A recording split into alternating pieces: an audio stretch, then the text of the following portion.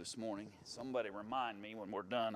We were busy chasing gremlins on the tech this morning, and I got the gremlins figured out and then forgot to put the songs and the sermon and all that stuff into the system. So somebody remind me of that between Bible study and worship. I'll be able to have time to get it in there during that moment. But anyway, got a little bit behind this morning and then lost track of what I was actually trying to do in the midst of all that. We're in the book of Ezra, and if you want to open up, we're going to finish up Ezra chapter 2, move into chapter 3 this morning here in just a moment, trying to take this historical narrative, appreciate the history of it, and then see if there aren't some applications along the way, to see what we can learn from how God addresses His people and the function of the people as they come back out of captivity and exile and come back into the promised land, back into Jerusalem and Judea, and begin to rebuild God's people there as His directives and His promises related. But before we get back into the study itself, if you would, let's bow our heads together and we'll share in a word of prayer together. Our Father in heaven, thank you for the day you've given us, the blessings of life that you provide for us. There are many today, Father, who are not able to be out with us, facing various health challenges. We pray that you would strengthen them and encourage them this morning. We appreciate your love and compassion towards us when we face those kinds of difficulties in this life. Strengthen us in our study today. Help us to appreciate this historical narrative and also appreciate the lessons we can learn from your people in this time period. Guide us and direct us in all that's good in this life, and we pray all these things through thy Son's name. Amen. All right, so as we get back into chapter 2 here of the book of Ezra, and we kind of finish it up, they're basically, chapter 2 is, and we didn't read all the names, right? Who can face that challenge, right? So we didn't necessarily read them all, but we noted them, and we noted the fact that they're broken down in what? In groups, right? And the types of groups are based on family, location, and what they might have done in service, right? And the Nethinims, the servants in the temple, the singers, right? The various, so you had them broken down in that fashion. Family name, where you're from, what work or service that you did. And then there were a handful of people that came and said, we're of the Levites, right? The priests, but nobody could prove that. And until the Urim and Thummim, I'll never say those words either, right? Thummim until somebody can evidence or put it through the processes of God to determine whether it's legit, they didn't number those people among the Levites or the priests. And so they went through this census, if you will, that gave them a basic appreciation of who was going back to the promised land. And at the end of it all, the summation of that was what? You may remember the number. I believe it's 42,360, I think, is the final numbering if you go towards the latter part of the book there in verse 64. The whole congregation together was 42,303 score. And so 42,360 was the summation of all these folks, the kind of the summary number of all those who were traveling. Now, as we left last Sunday, I challenged you to do something.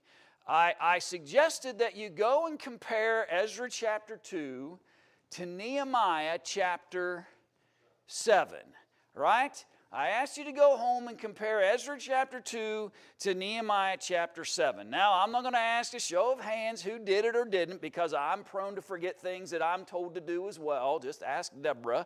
But I do want you to think about it with me here for a minute. If you happen to have done that, did you notice anything different? The numbers aren't exactly the same, are they? If you look at Nehemiah chapter 7 and compare it to Ezra chapter 2, the numbers aren't exact. In fact, I can show you real quick a chart. I thought I could. Where's it at? There it is.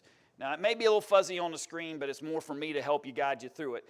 But here are the differences in the numbering of Nehemiah chapter 7 and that of Ezra chapter 2. So there's a difference of 123. Nehemiah has it at 652. Ezra has it at 775. There's a +6 on Pahath, Moab, Jeshua and Joab. There's a numbering difference of +6 there. There is a difference of 100 in Zatu's family. There's a difference of 6 in Benai. Babai has a difference of 5. Asgad's got a difference of 1,100 in terms of the numbering. And as you just keep going, I think there were roughly about 13 differences, maybe more, but in how Ezra and Nehemiah numbered the people and the counting of that. There are discrepancies, differences in the numbering, and also there are some slight differences in who he names as the order of things. Now, initially, you might just answer that by saying, well, there's 2 different time periods, right? There's 2 different time periods we're dealing with. When does Nehemiah write his list, by the way, in Nehemiah chapter 7, compared to what Ezra 2 is doing? About how long?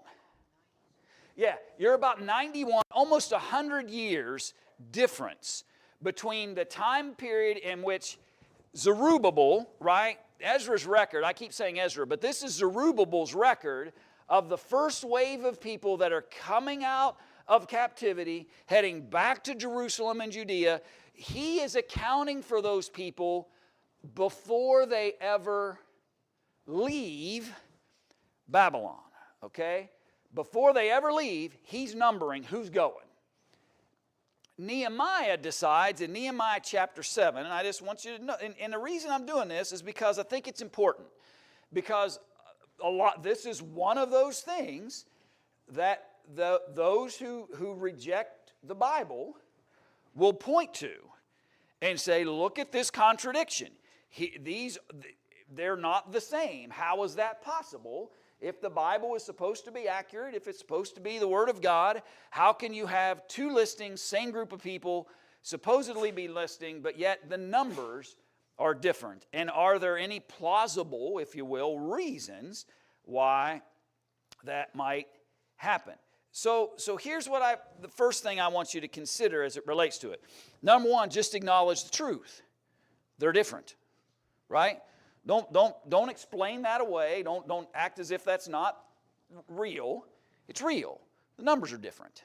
And some of the order is different in the way that Zerubbabel did it and the way that Nehemiah does it in chapter 7. So, first question that we have to resolve then is, what potential reasons for that could there be? We already started down that path. Zerubbabel's purpose, list them before they leave. What's Nehemiah doing? And this is crucial in this conversation, I believe.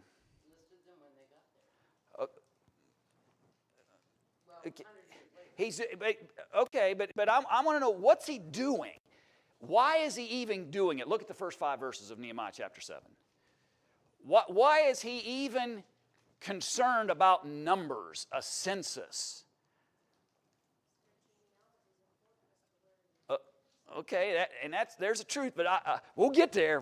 There's a real reason. Go ahead, Brian. My God put into my heart to gather together the nobles and rulers and people that they might reckon by the genealogy. Okay, that's what he's literally doing. There's a reason why he's doing it. That's what I'm driving at. The city was wide and large, but the people within it were few, and no houses had been rebuilt. There you go. Okay, what's Nehemiah's main job when he comes back? What's he building? The walls. He's the wall builder, okay? Zerubbabel comes and is a authoritative leader, right? He's of the lineage of whom?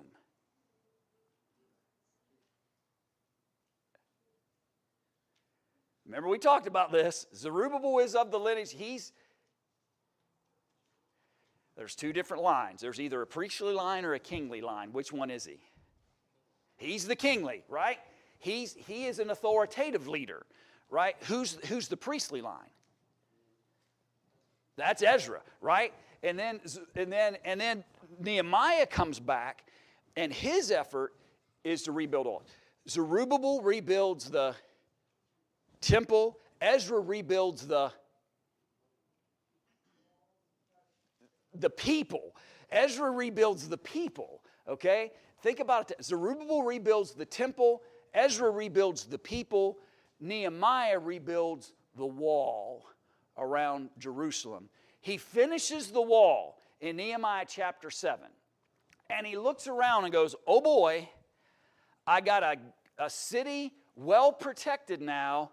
I got a handful of priests and Levites and temple servants living here, but I don't have anybody residing here, because everybody just kind of went to their own places when they came back and reestablished themselves in their own little villages and towns. And I got this city now with no inhabitants. So I'm about to go ask, and I apologize if you're thinking, I thought we were studying Ezra, and Brian turned this into a study of Nehemiah. But anyway, it's important. So Nehemiah is about to go ask all of these families, right? He's going to go ask them and say, listen, I need some of you to do what? Yeah, I need some of you to move. I need some of you to move out of where you are into the city and begin to reestablish the city of Jerusalem as a place where there's not just, I don't mean that in a negative way, but not just the temple and its servants, but there's actually people living in the city. And the fairest way to do that is to determine who can afford to what? Who can afford to give up the most people, right? Who is not going to be harmed if 6 or 7 families decide to pick up, no longer contribute to that community, and move into Jerusalem and live. And in order to accurately figure out who can do that, what's he find?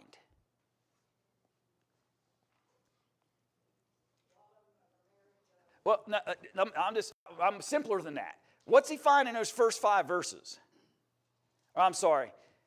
In verse 5, yeah. What's he find at the end of verse 5? Okay, he finds, and this is important, he finds a physical copy, okay? God has laid it on his heart to gather the nobles and the rulers and the people that they might be reckoned by genealogy. How am I going to figure out who has grown, who has not grown, what's the population changes? Oh, guess what I just found? I just found a copy of the original writing down of those families and groups and people that left clear back in the days of Zerubbabel. Now, have you ever found a 100-year-old copy of something? How easy is it to read?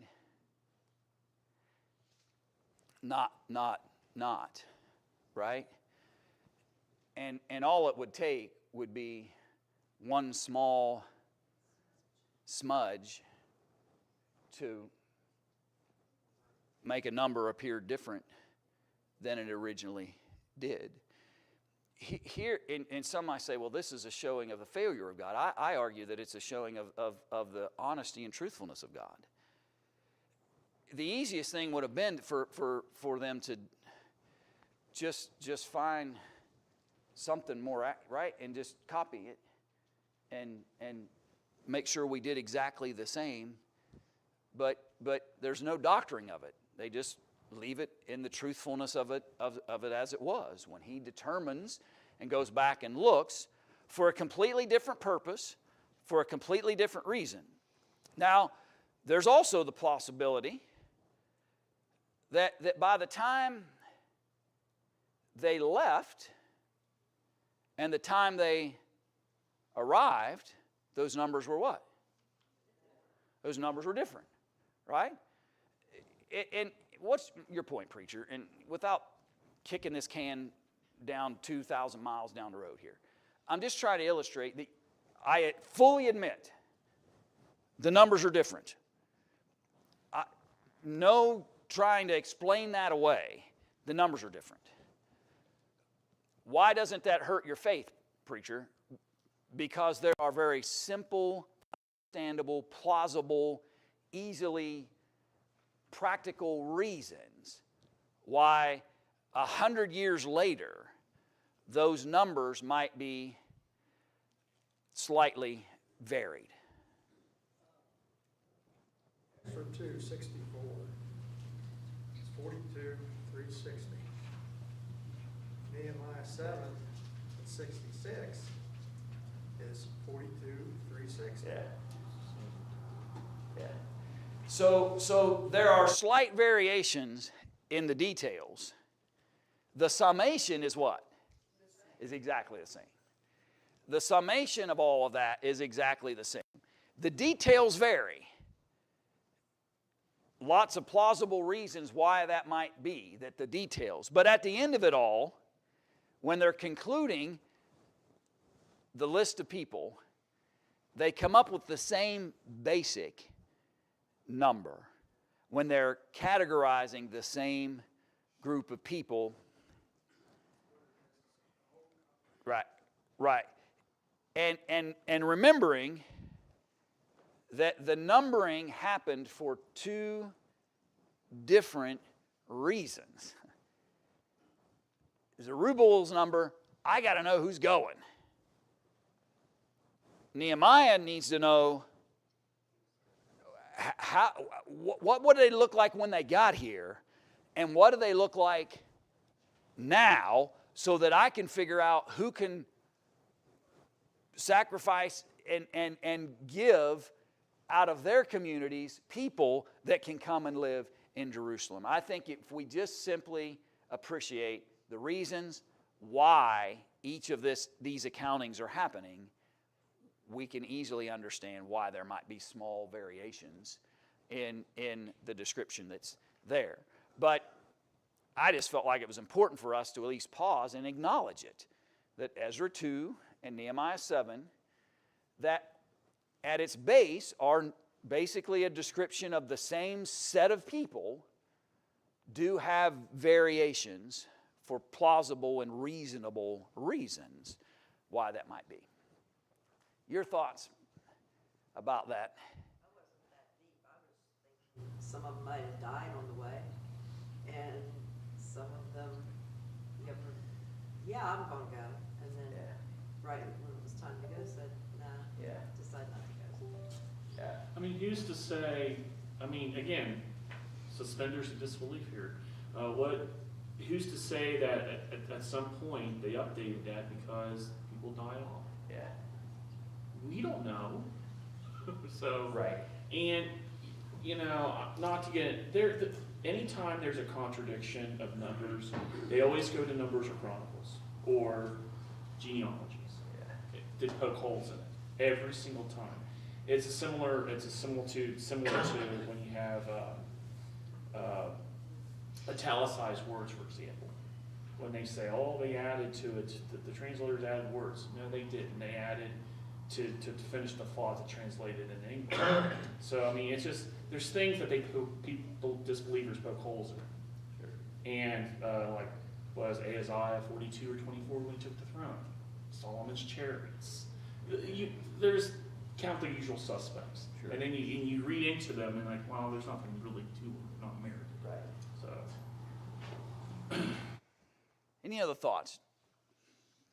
Just didn't want you to ever come across that and have never heard any discussion about it at all. All right, watch your eyes as that's going flying by. Is it still up there? Oh, it's pixelated, isn't it? There, it's coming back. Maybe.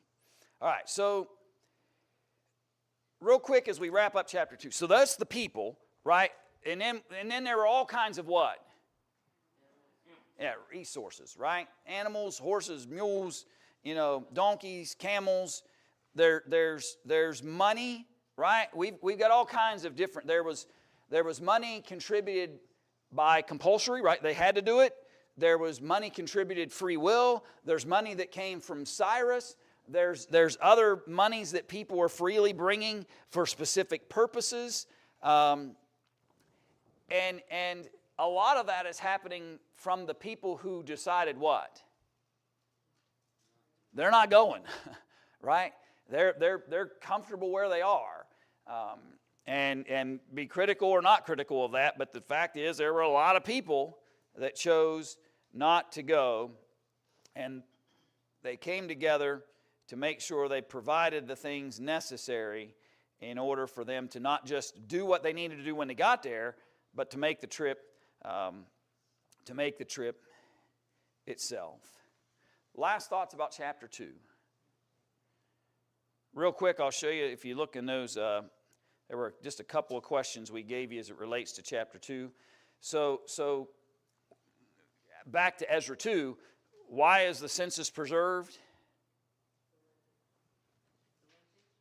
Yeah, to show that lineage, right? It's important. It's still important in relationship to who can be priest, who ultimately will bring about Jesus, right? That lineage is still just as important when they come back as it was when it starts with Abraham.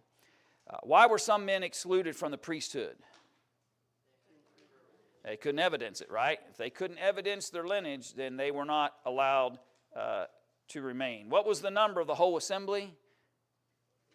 That was 42,360, right, that we just talked about. And what was offered at the house of the Lord and why?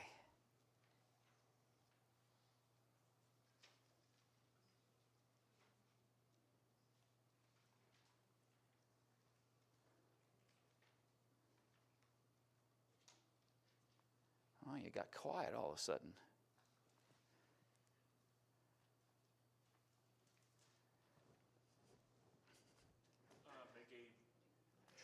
Yeah.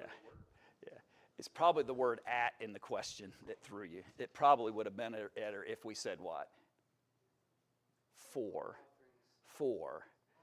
Right, offerings for the house of the Lord. That question probably wouldn't. No, I didn't write the question, by the way, but I won't blame the guy that did. I'm just saying it might have made a little more sense to you if you thought what was given for. That's all those offerings and things. So then they go back to build the house of the Lord. It's not even built yet. To go back and do those things. All right, so let's jump to chapter 3. Whoops, that's not what I'm doing. Chapter 3. So,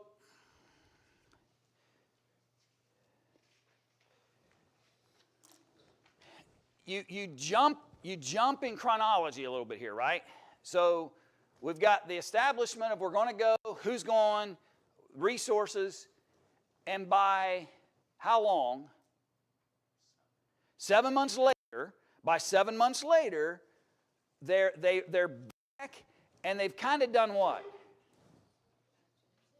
Yeah, they went back to where they came from. They went back to where they came from.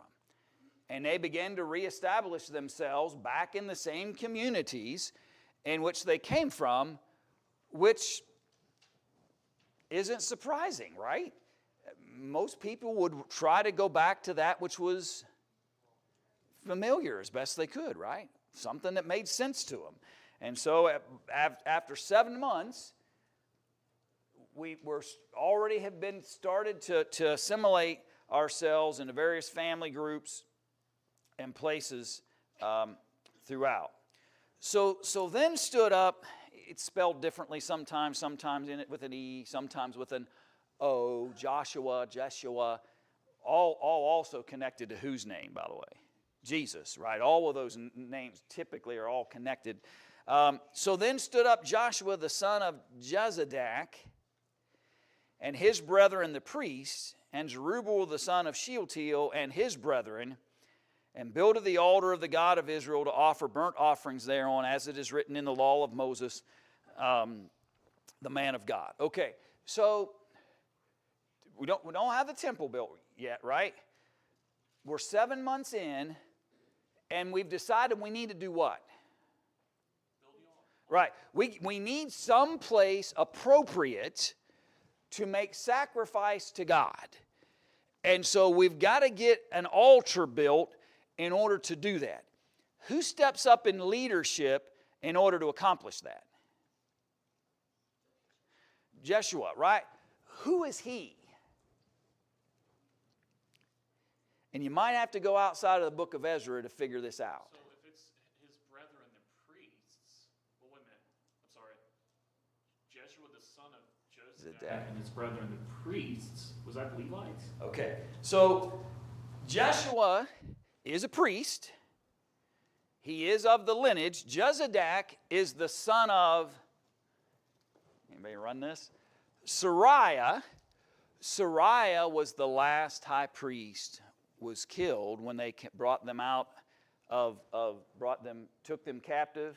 Sariah is the last high priest before the captivity occurs. You can go back into 2 Kings chapter 25, verses 18 to 21. I think we already did that once, by the way, in our study. And you can see where Sariah is the high priest at the final moments when they're finally completely taken captivity. He's taken back with some others and slain by Nebuchadnezzar. But Sariah is the last high priest. Now, if you do a quick search on Sariah, get ready to be confused because there's about 42 of them. There's and not quite that many, but there's a bunch. So anytime you see the name, pause, because you may or may not be dealing with the same guy.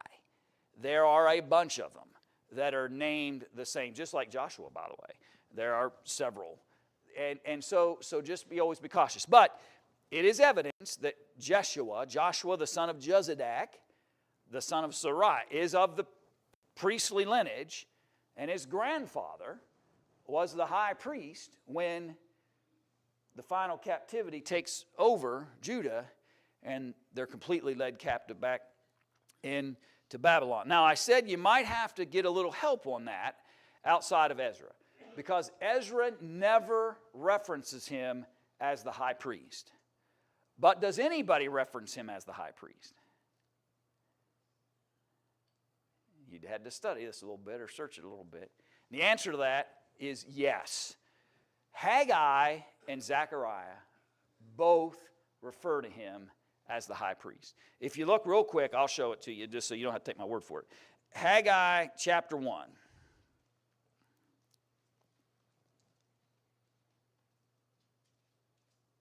Haggai chapter 1. I'll just show you this one. Verse 1. In the second year of Darius the king, in the 6th month, in the first day of the month, came the word of the Lord by Haggai the prophet unto Zerubbabel, the son of Shealtiel, governor of Judah, and to Joshua, different spelling, same guy, the son of Jozadak, same guy, different spelling, the high priest. So Haggai 1:1 refers to him as the high priest. He does it again in verse 12. Then Zerubbabel, the son of Shealtiel, and Joshua, the son of Jozadak, the high priest, with all the remnant of the people, obeyed the voice of the Lord. And so both Haggai and Zechariah both refer to him as the high priest. And it seems pretty evident back in Ezra chapter 3 that when they are looking for leadership, who steps to the forefront and who's noted back in Ezra chapter 3, that's this Joshua that gets noted as the one who's stepping in to that more prominent role that's necessary. So, yes, and I think I was asked that question maybe in one of our earlier classes about who this Joshua was and could we tie him to anything, and I think we absolutely can. We can tie him back to that high priest lineage, and we tie him to the fact that Haggai and Zechariah both refer to him as the acting high priest by the time you start this offering. Why is that so important, by the way?